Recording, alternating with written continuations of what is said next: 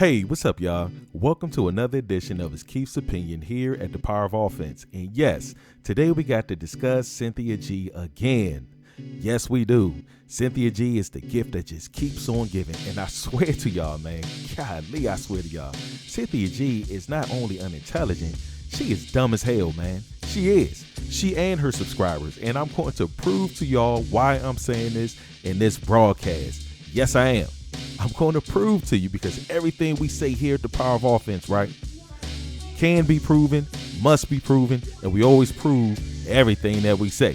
So I'm going to show y'all something, right? Now, right here on your screen, I have a video clip, right? Now, this video was published by Cynthia G, where she was talking about accountability. What can we hold black women accountable for? And she got to talking about the Moynihan report again. Now, according to her, right? According to her, illiterate ass, right? And I already showed you, I already proved that Cynthia G can't read. I already proved this, that she is illiterate, man. Yes, she is. And I'm going to provide a link for y'all, for all of y'all who have not heard it yet. I'm going to provide a link. But not only is she illiterate, right? She's fucking dumb, man. And she's wrong. I can tell she do not understand what the Moynihan report, the message is trying to deliver to its readers. And I'm going to show y'all why I'm saying this in a second. So I ask all of y'all, everyone that's watching this video, right? Please post this video on your Twitter feed, post it on your Instagram, because I'm telling you, man, I'm telling you, in this video, I'm going to prove her rhetoric to be trash, like I always do. Yes, I am. So check this out. Fair use, fair use. I want to read something from this Moynihan report really quickly, though, because there are just certain things that you're not going to call my phone line saying. Whatever your accountability has to do with, it has to be with something that actually happened. And black women trading you in for welfare isn't one of those things. So that isn't one that you're going to sit on my phone line and say. According to Cynthia G, right? Black women did not trade black men in for welfare. And I can assure you that they did. Yes, they did. They did. I mean, this is a proven fact. You know what I mean? That once the welfare state, right? Once the welfare state was complete in the 1960s, right? And black people got on it, right? Or black women, should I say. They have traded in their men, right? Black men, their baby daddies. They have traded them in for welfare. Why am I saying this? Well, it's a known fact that these women cannot receive those benefits, right? Like housing with the baby daddy living in the house. No, he couldn't be living there, right? He cannot be participating in those benefits for her to receive it. But I'm not even gonna stay right there, y'all. That point right there is not even the purpose of this video. So let's keep going. So it says a similar picture of disintegrating Negro marriages. Let's highlight the part of disintegrating Negro marriages. The marriages were disintegrating. We're gonna go down here to 1940. So we already know in 1940, the marriages were already disintegrating. This is literally about a good over 20 years before welfare was even introduced. 1940 is literally over 20 years before welfare was introduced. And according Now, Cynthia G is correct right there, right? She's correct that this stat, right, was given in 1940, which was 20 years before welfare was introduced to the black community. So she's 100% right about that. All right, so keep that in mind. Keep that date in mind, y'all, 1940, because we're going to come back to that. And I'm going to prove to y'all again that Cynthia G is dumb as hell. All right, let's keep going. To this Moynihan report, it says a similar picture of disintegrating Negro marriages emerges from the divorce statistics. Divorces have increased of late for both whites and non-whites, but at a much greater rate for the latter. In 1940, both groups had a divorce rate of 2.2%. By 1964, the white rate had risen 3.6%, but the non-white rate has reached 5.1%, 40% greater than the formerly equal white rate. Almost 1/4 of Negro families are headed by females. As a direct result of this high rate of divorce, separation, and desertion, I'm going to leave this part highlighted. So if anybody is confused, I know the trash bags, they don't really have a lot up here going for them. I know some of them have slow comprehension. So we're going to highlight this part. We're going to leave it on the screen so that they can understand what we're talking about. Now, we're going to stop right there. Yes. 1/4, right? 1/4, which is 1/4, which is 25% of Negro families in 1940 was headed by females. Yes, only 1/4. That's it, y'all. That's it. So 75% of black families, right, were headed by both parents. 75%. Now, 25% is an alarming number, right? But it's not a bad number. Definitely not in comparison to today. Now, check this out.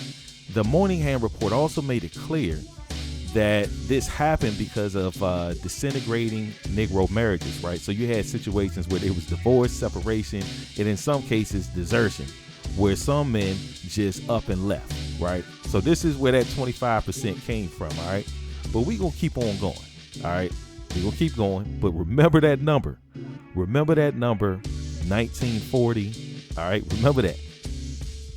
Sorry about that. Remember that date, 1940, okay? So it was 1/4 of Negro families were headed by females in 1940. Remember that. Let's keep going.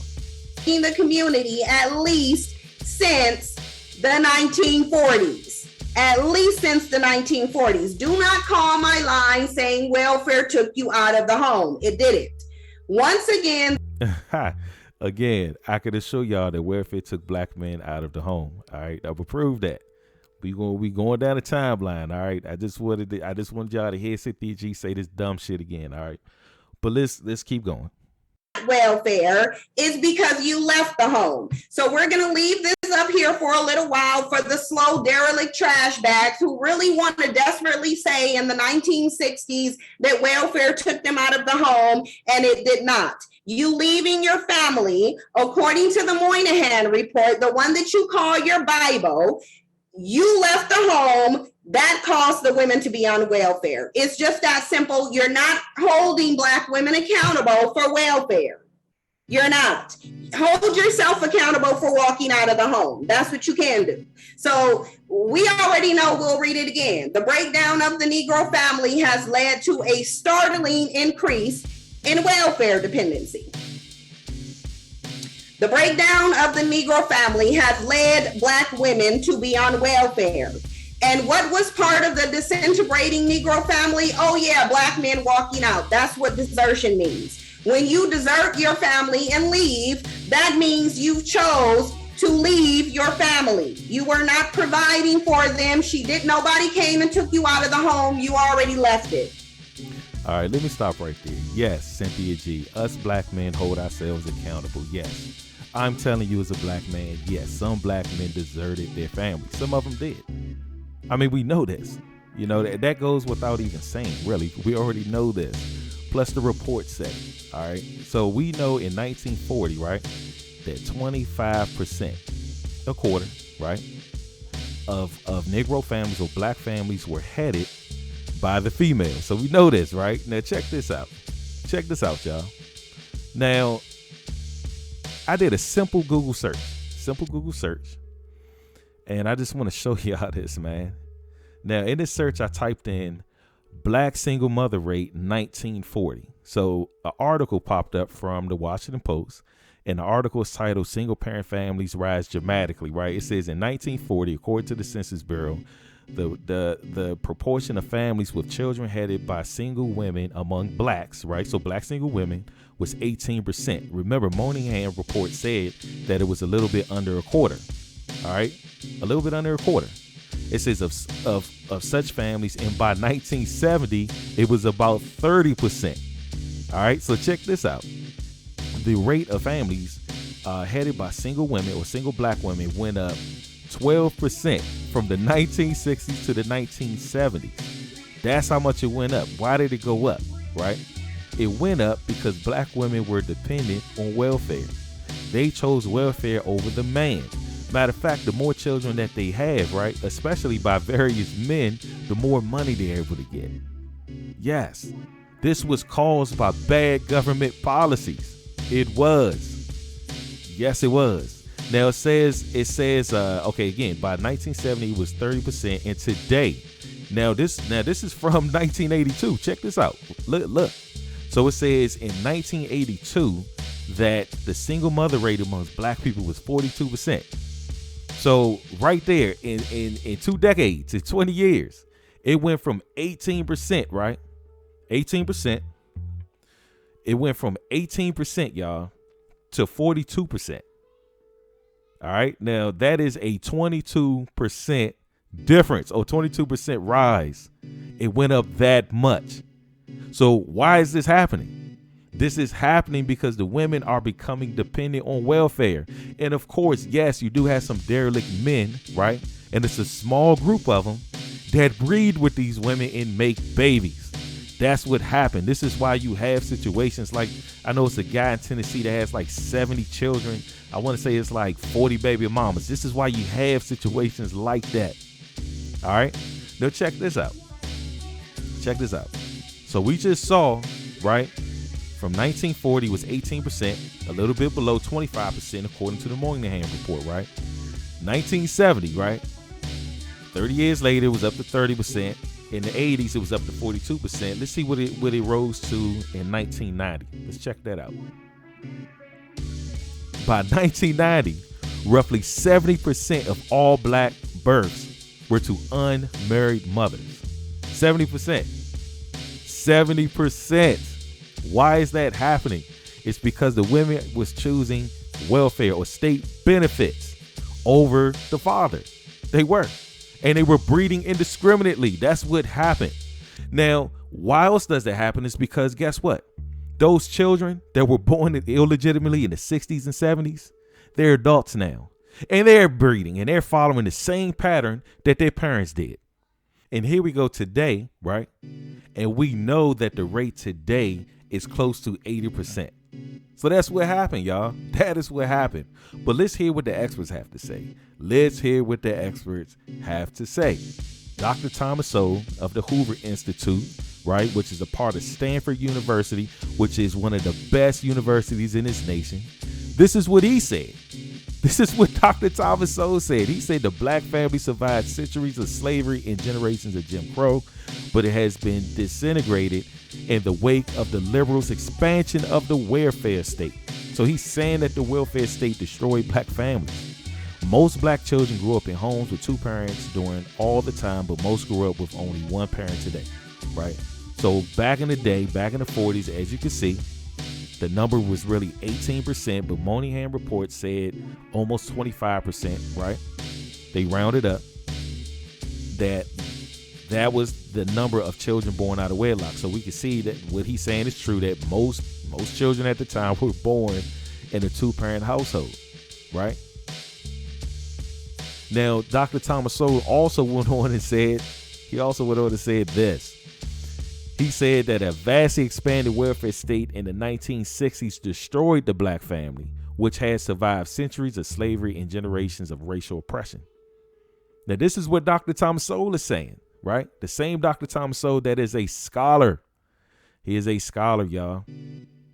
His expertise is affirmative action, child development, discrimination, domestic economics, economic development, economic history, ethnicity, political sociology. This man is an economist, again, at one of the best universities in the nation, right? But not just him, right? Not just him. We also have Dr. Walter E. Williams, right? This gentleman right here, now, he is passed, right? He's no longer with us, but Dr. Walter E. Williams said this. This is one of his quotes, that the welfare state has done to black Americans what slavery couldn't do, and that is to destroy the black family. Again, the welfare state destroyed the black family in ways that slavery and Jim Crow didn't even do. Now, why is this? It's because, yes, black women did pick welfare over their man. But yes, you also had derelict men, black men, who chose to breed with these women, had these babies, and walk away from their responsibility. So it's both of our faults. It's both. You know what I'm saying? But the women led the charge. That's the point. And that's why the black manosphere say a lot of the things that they say, right? That black women is the cause of breaking up the family. It was black women, the pastor, right, in the Democratic Party. Shout out to David Curl. David Curl hit it right on the head, man. The scholar David Curl. Now check this out. Dr. Walter E. Williams, right? I just wanted to give y'all his credentials, right? It says the world lost an intellectual giant this week when the economist Walter E. Williams passed away. Williams was the John M. Olin Distinguished Professor of Economics at George Mason University, an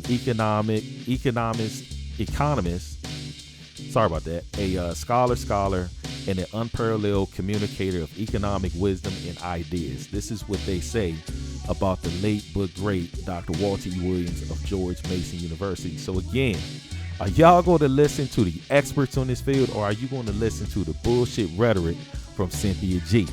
Like I said, Cynthia G, not only can she not read, right? She's illiterate. I've already proved this, right? But Cynthia G is an idiot. She is, man. She's just flat out dumb, man. She is. And again, I hate calling people dumb, but she is. Her rhetoric don't even make sense. She do not understand what she reads. A simple Google search I just showed y'all, man.